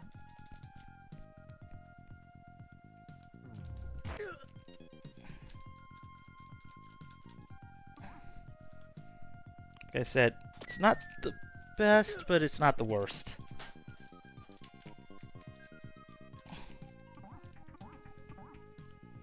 Let's get missions on that one there. Gonna use our spin attack here. This will kill 2 of them and weaken the actual 1 doll, pretty much. So, if this was at a 41, you would not be able to do that. That is how much a single point of strength can actually change things. And standing here, all the enemies will be there. Nicest thing is that our spin attack will reach both of them, and this will kill 1 of them, weaken the second one, and should I go for the guaranteed kill? 2 on that one there. Yeah. I'll just go for, I'm going to throw a stick at the his wooden sword at the doll and just guarantee the kill. Because I am not messing around with the chance of that due to turn order. Yeah. It's hard to do a full run for this, but for a lot of the maps you can do it. And it's one of those things, is like, I want to work on the timing for it making a great incentive for marathons. Since it is, you know, something that is cool. And we finally reached the moon. Final area. Well, second to last. We'll pick up Washi's final kill here. And essentially, this is, I have to say, the first map that I ever routed. Since the enemies don't move here, we're just going to wait here, 2, 3, 4. And again, dealing with the whole fact of them going faster than us. 5, 6. Now, Washi is going to move here. And use this attack here. To immediately get rid of all that. It's this attack, this enemy, or the next one that will give her her level. Gets it here. Again, at this point, I'm just like, okay, which thing is this? Because I'm no longer thinking about the kill count. I'm gonna move Tenchi here. I'm gonna. He's got a 42 strength. Okay. Mistimed that. It meant to do the other attack. Should have enough there to kill there. Yeah, we'll have enough. Will be 1 turn closer than I'd like, but still enough. So yeah, attack there, 1, 2, 3. Should be able to have that there, and we'll have enough to kill. Ironically, on a crit, you can actually kill the enemy with a spin attack or 1 higher point of damage, strength-wise. But this will kill. I say should on that one just because there is always the chance of you dealing 0 damage. It is just something you have to deal with the game. Tenchi will move here. 1, 2, 3. Yep, double check the range. And he'll throw the sword, finish that off. And now we're on the next thing.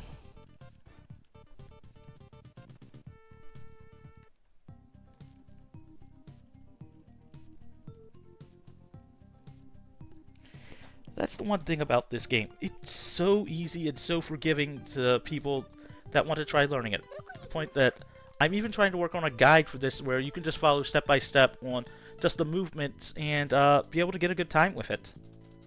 Like, do this action, this action, this action, you'll most times get the results you want. And now we finally reached the moon.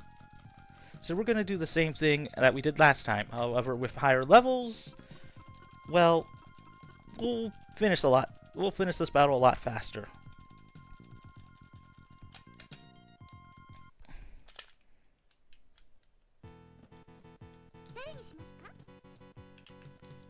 Tenchi, Washu.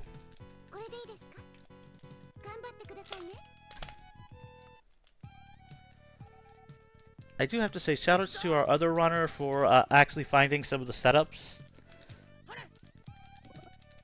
And shoutouts to me for optimizing some of them, and just, like, with this, it is more about just, like, finding setups to make things faster. Potentially with this, it'll transform, kick, 3, 4, 5. Watch, we'll move forward as well.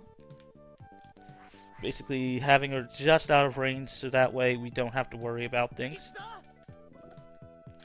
We'll wait here. I could check the range again, but The one thing I don't like is that you cannot move and transform in the same turn. So having to do that, it's like you gotta plan that out for when you want to transform and move. Once you wait, since you'll move forward now, you start to see just how strong this buff is. Range. Crit, crit, crit, crit, crit. No. See, if you actually get a high roll Tenchi, you can manage to nearly one-shot them. Sometimes you get it, sometimes you don't. 71, oh, that would roll. Okay. Second kick will do it. Hopefully. Yes, 1, 2, he's in range. Worst case if I don't. Oh, got the crit. Had I not gotten that, I would have had to sit through another 3 attacks. And then, essentially, passing on Wasu's turn. And finally, Tenchi could walk up and attack. So, you get a little bit of a time save from crits. Sometimes they hurt, sometimes they help. They hurt when you kill an enemy that you are trying to keep around so you can essentially grab more time during the grind. But now we're at one of the more interesting things. We found Ryoku, but she's been brainwashed, so we now have to fight her. And I have to be precise about not killing the real Ryoku, since there will be some clones. If I accidentally kill the real Ryoku, then, well, it's an automatic game over. Luckily, it's easy to tell which is which, because the real one has the pinkest vest, while the clones have yellow. Now, I'm going to be setting up my characters in a certain order to manipulate this battle. There are 2 forms of it that I have currently rooted. Actually, 3 counting, and we were getting Ryoku at a lower level. Let's hope I can remember which is, which is which as far as the last 2 slots go. Because it's Tenchi will be first, then Wasu. I think it's Sasami, then Ryoku. No, it's second side, then Ryoku. Ryoku, I shouldn't say that. Sorry. So we want 1, 2, 3, 4. See, either I'm off by 1 or... Nope, I remembered it correctly. So we want to move. We want Wasu to stay put. I almost forgot, it's Sasami that I want to move forward and not Wasu. So we're going to buff up Tenchi. Get a high roll on strength. We're going to move Sasami forward. And now, this battle, what we're deliberately doing is positioning our characters to prevent them from moving into spaces. And in a sense, because they can't move to certain spots, we can position it so that way certain characters have to move to certain spots. Like, because we're there, Ryoku has to waste a movement space to get to Ryoki. One of the clones has to do that. We don't really care as much on that one there. We're just using her... Well, him... Not sure about the gender of Ryoki, so... It's hard to tell there. But we're now going to move forward with Sasami here to hopefully keep them there. And with Wasu, we're going to buff her up as well, just to guarantee some extra damage. This will draw one of them closer to them. At there. Now, the real Ryoku should go and attack Wasu. If... Okay... Got that there, so I will have to wait there. Got the bad turn order there. They'll take care of that there. Yep, move there. If the main Ryoku had actually rolled faster for her enemy wait time, we could have had her move here and then be able to move Tenchi to the next spot immediately. Move here. Check the count. Basically tilt my head slightly to make sure I've got the correct location. One back. Oh well. Yeah. I'll have to just wait. Move there. Okay, should have been back one space, but again, having to work at an angle to quickly turn my head to be able to count things. Good enough. Tenchi won't die. Spin will kill 2 of them.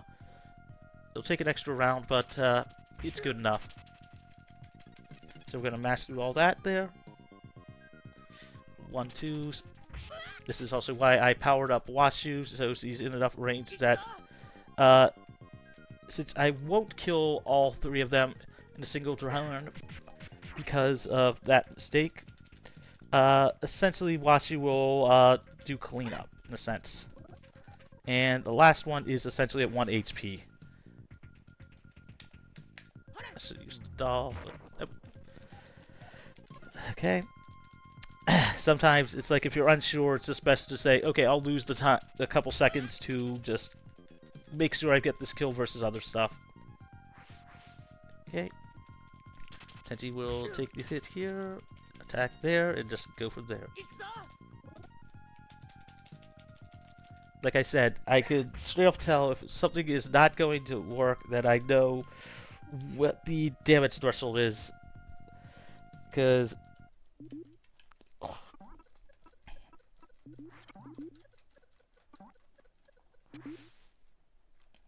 yes, in certain timelines it's hard to tell, but mostly Ryoki is a girl versus other stuff.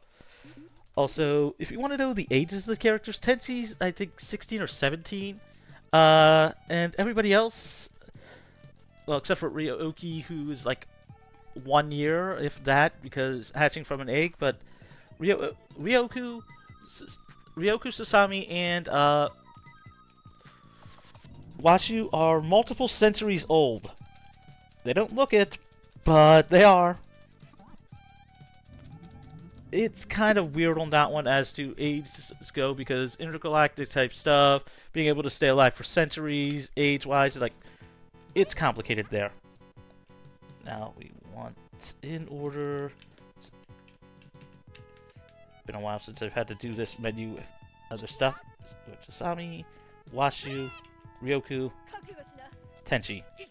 This is deliberately to set up certain spots for positioning purposes, because we'll be surrounded by enemies. Also, welcome to Dimension X.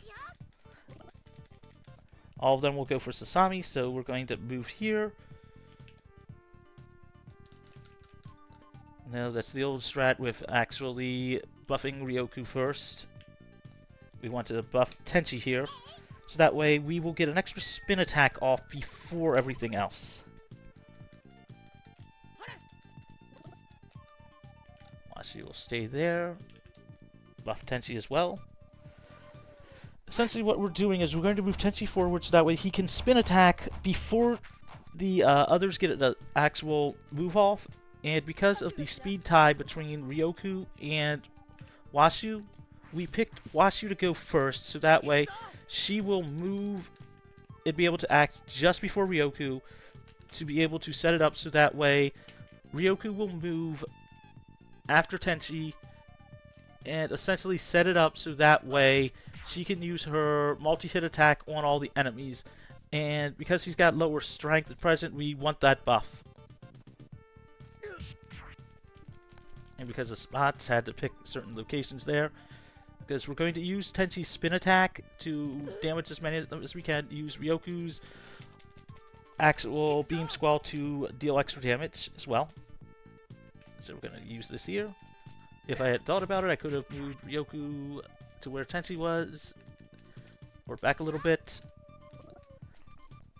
This is Hami still being alive. I will actually buff Ryoku, so that way she will get a second turn faster, since although she's got low strength, she can still move faster, and because of that, we can use her to help with dealing more damage. Even if she doesn't get as much damage as Washu present, it's still going to be beneficial to use her versus Washu, since she naturally has a multi-attack ability versus Washu, who has to transform to use that. We'll move here, make sure to target Ryoku properly. Sometimes remembering, like, okay, I've got to hit left or right on that one there. That's more... I'm more concerned about getting the correct target than I am, you know, the actual order of where I am actually moving, or if I am moving certain things. And because I was able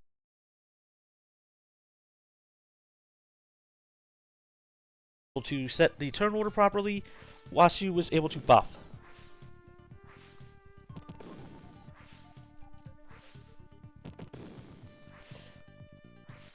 I do find it amusing that the OVA timeline, out of all of them, I'd say is the sort of canon timeline, just because it has the most spin-offs.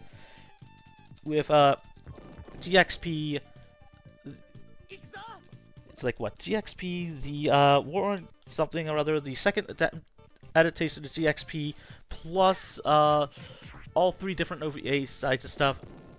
It's more of just like it's the one that you see a lot more time related stuff like that. Here.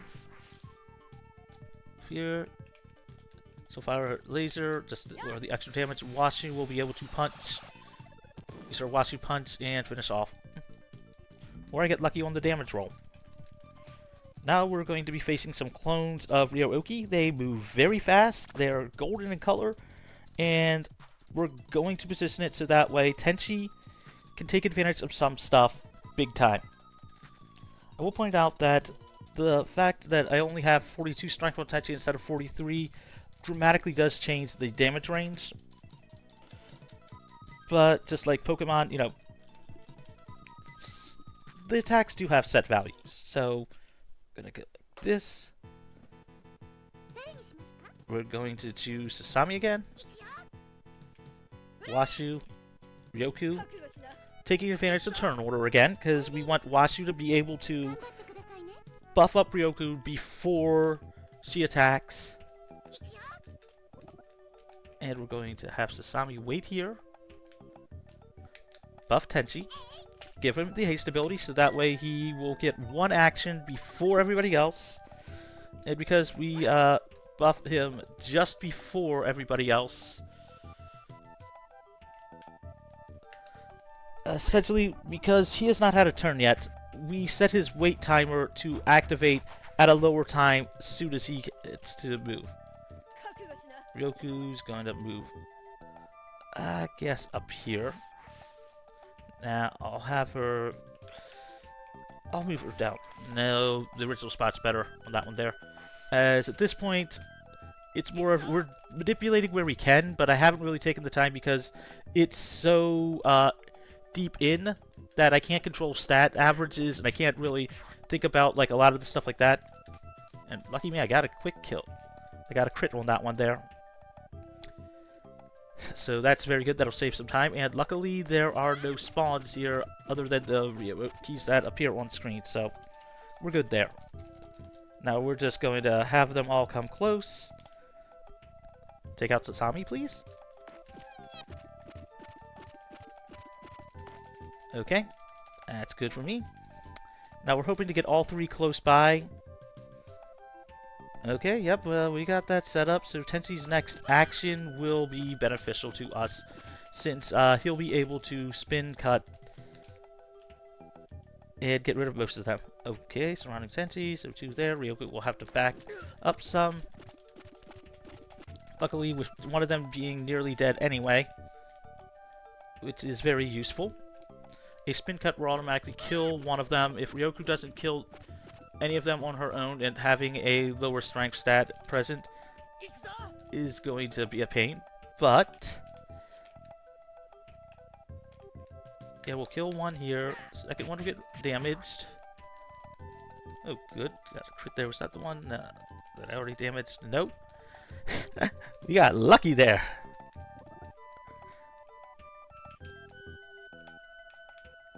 Buff Ryoku. And with one left on that one there, instead of using her Beam Squall, I can actually save time by using a normal attack.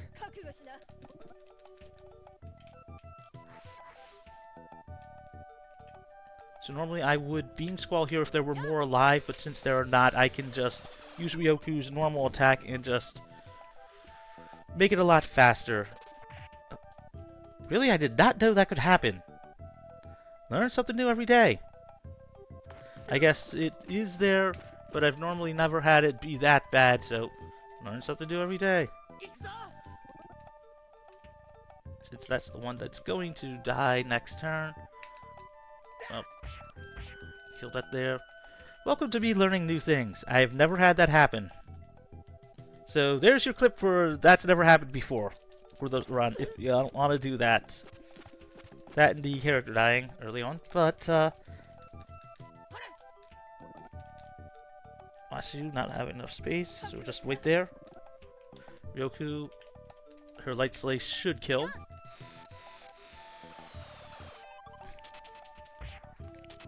Okay, off by 7. Okay, Tenchi will finish off then.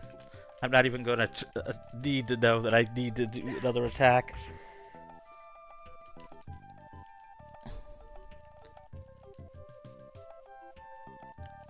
Yeah, sometimes you gotta enjoy that one. But no, in all seriousness, this run is a very, very, very fun run to learn. And it's great for actually learning the basics of rooting. And it's, as I said, it's one of those small games I am proud, like, I was able to root. I'm glad I was able to, I'm glad I'm able to showcase this all. And if I didn't make the joke earlier, welcome to Dimension X. Although I do have to say, for 100%, you have to level up all the characters to level 8 because the game tracks a few things. That one there. In this instance, I actually want to buff Ryoku for the speed. I'm supposed to switch those two in positioning, but again, it's harder to remember the tiny things this far into the run. So we want to buff Ryoku. I'll have to move her down a bit, set up some stuff there. Actually, I could have set up for Tenchi, but turn order wise, I'm going to just have Tenchi normally hit them with a spin.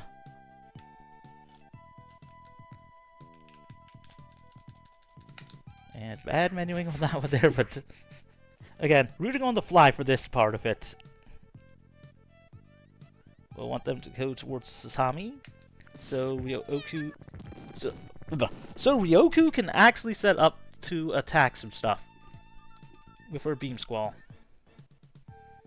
Let's see, they'll get close, close. The other two should come closer. And what? Yep, move on there. Actually, not moving for Tenchi. Okay, is in range. Okay, we'll have to do some certain things there. Move close, please. Okay, so 3 of them will be able to. So Ryoku will be able to hit 3 of them off there. While she can buff Tenchi. As I said, in this instance, we want Ryoku to be at positioning to hit them all. And sometimes you forget the range on that one there. But overall, doing good.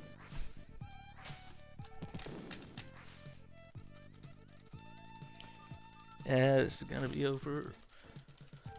Sadly, this is probably going to be not a sub 2, and I'm annoyed at that one, but for having to root on the fly towards the end game, I did what I could.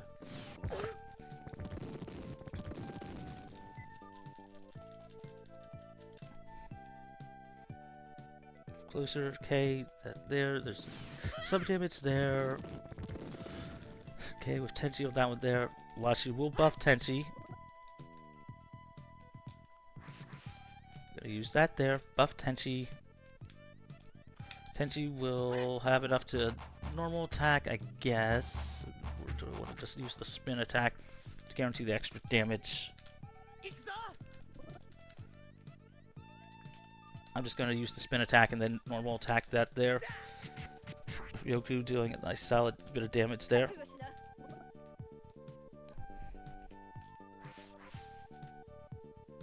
This is so she can position herself to be able to deal some more damage here.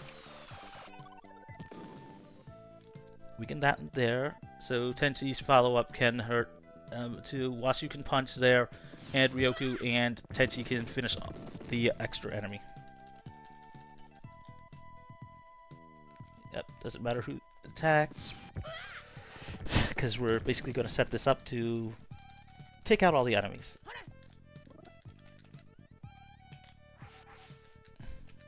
Just going to punch. Then we're going to have Ryoku move up during her next action and normal attack. Have Tenchi just normal attack here. And you see, this is when I don't damage this track, but unlike most RPGs, unlike, you know, most, like, I know I'm going to forget. So rather than try, I'm just going to say, you know what? I'm just going to go by feel on that one there. And with this, the cannon set up for it. Also, pulling out the big artillery now. You know, I'll have to use Tenchi versus Ryoku because of Ryoku's strength. If Ryoku had a stronger attack, a stronger strength roll, that I would be using that instead. But in order to compensate for that one, I'm just going to have to use Tenchi. And I would use Ryoku because not only is she faster, her max, she has these one of the strongest attacks in the game. In her level 8 actual transformed ability. I didn't even talk about levels and how when you get to a certain level, you learn a new attack. For level 1, you start with your base attack. Level 2, you get a second attack. Level 3, you get the ability to transform. 4 is your third normal attack. 5 is a second actual transformation attack. 6 is your last level, your last normal attack. And level 8 is you learn your last your transformed attack.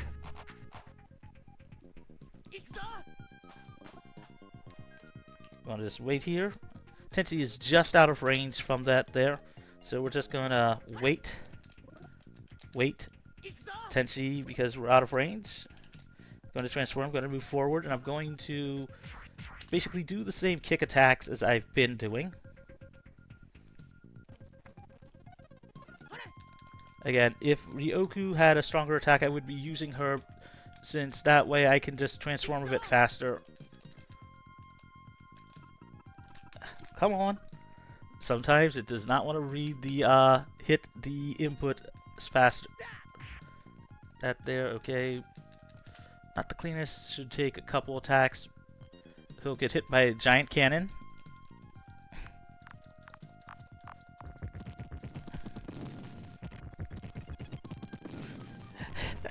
Gotta love when you deal with some things, but we make up time. We make up time. Wasu's going to now move forward. Fun fact, this attack does hit multiple enemies. Go to kick attack again. And Tenchi's normal attack won't finish off things.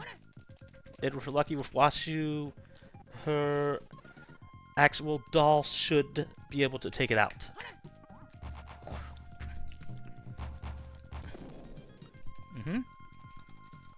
And got the crit too. Nice. See, Tenchi didn't deal a lot of damage because of the defense rolls. It's just something I really haven't talked about.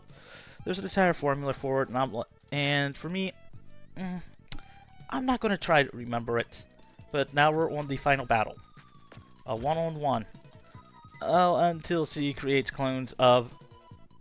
I think it's a she. Clothing-wise, points it towards that, I think. Creates clones of Mitsuki. And so we gotta fight them. We can just win via going straight at the boss. But The biggest problem is sometimes you can't get them, the clones, to move properly to allow for that. So I'm going to play it a bit more conservatively and just get rid of them rather than trying to figure out, you know, the exacts for, okay, do this, this, and this for order, and risk them not moving. If I really had high attack damage rolls, I would be considering it. Watch you there. Not that. Buff Tenchi, then the next thing will be buffing Ryoku. I'm going to have to transform. I'm going to want to transform both, buff up again. Basically, transform both, use our strongest attacks, and just basically wait here. Like I said, I'm just going to play it nice and easy and just make sure that everything works out. Sasami, sadly, I believe this will kill her. Luckily, Tenchi having more of the speed is good, so that way we've got enough for that there. 6 now, I'll hold off on it. I debated about whether or not I wanted to use his ability early and just use his sword throw, but I think I'm gonna just have him transform, be able to use his ability. Let's see, Ryoku, is she in range? No, she's not in range, but I think she's in range for her squall. Yep. Even though one is off screen, you can still see it, that it would hit. As you can see, just, you know, the damage animation showcasing that. Won't deal a lot of damage as I'd like, but got a nice damage roll on that one there. These are all surround Ryoku now. Luckily, Ryoku can move out of the way. Okay, 3 around Tenchi. He has 2 of them within range. And the one nice thing about this battle is Washu can heal. Okay. Just debating whether or not I have enough strength to, whether or not they took enough damage that I could just basically try for a spin attack without things. But I'm just going to have Ryoku wait here. Not the best option, but if they're not going to really attack Ryoku, then I'm going to set her up, transform, move her forward, and just go for it.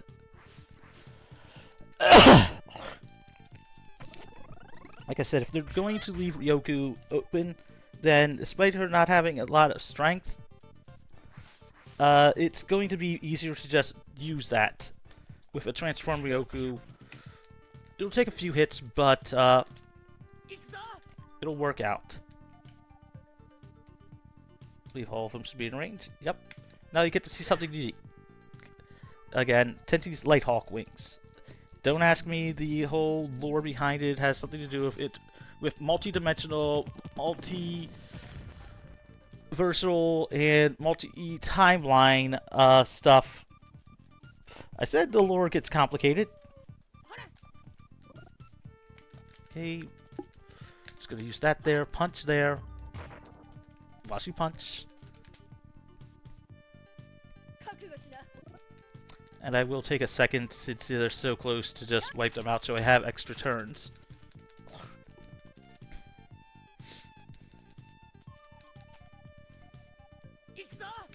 I'll move Tenchi forward some, have him wait, have Washi move forward. And what I'm going to do is use this ability here, which is actually the ability to heal. Something we have not really needed to use. If you have noticed, and one of the nice things is you don't have to worry about equipment or other stuff like that. You have all of your attacks at the start. You just level up those and you just count those. So that's why I said it's really forgiving. No shops, no nothing, just pure movement manipulation, movement stuff, tracking damage, and a few other things. And even then, you don't even need to remember the damage. Just gonna wait here. Like I said, I am just going to go all in and just transform the R2 damage dealers, move them forward, do full damage on them, and just go for it. Not the fastest, but it will get the job done. And luckily, our opponent does not move. We're gonna move here. We're gonna move Washu up a little bit. And Ryoku gets a whole burst of speed and a lot of extra movement range. Yeah, I'll do that there instead of holding off with a giant attack, and just use that for some extra damage, because it's not going to kill, sadly. Luckily, the attack will only hit one target here. Sorry about the small flash all. And you really? Crit? Okay. Going to be a pain, but yeah, I'm just going to hold off, not use Light Hawk wings. Get in close. Do this there, so that way I have an extra attack. So mathematically, it ends up working out more for damage purposes. As total combined damage value is technically faster than the other. No, come on. Go here. Also, timing will be when our opponent falls to the ground. You'll easily able to see it. So Tenchi's next hit will kill. So get ready on time. And because it's that low in health, we're just going to use this. And time.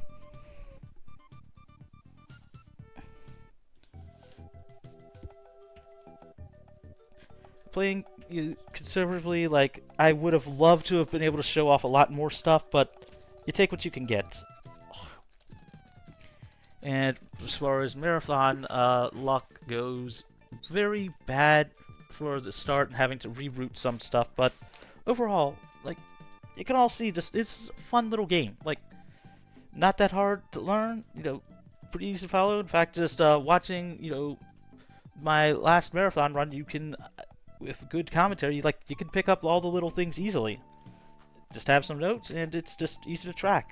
Also, you gotta love the, cartoonish styles for that one there. And thank you all again for letting me showcase this. Again, not the best, but you can't see me shrug, but I am shrugging on down there. Overall, if y'all enjoyed it, y'all enjoyed it. Like I said, I'll try to finish up like my guide for this one and try to post it on SRC or something, because more people need to check this one out. It's short, it's quaint, it's very easy to learn, and it's, for those of you that have played, Final Fantasy Mystic Quest, like, it's a good way, like, it's a good beginner level RPG for this style of speedrun without having to learn as much. But it's more about, because there's not as much to learn, it's more about having to learn to optimize stuff. Also, shoutouts to the voice cast on that one there.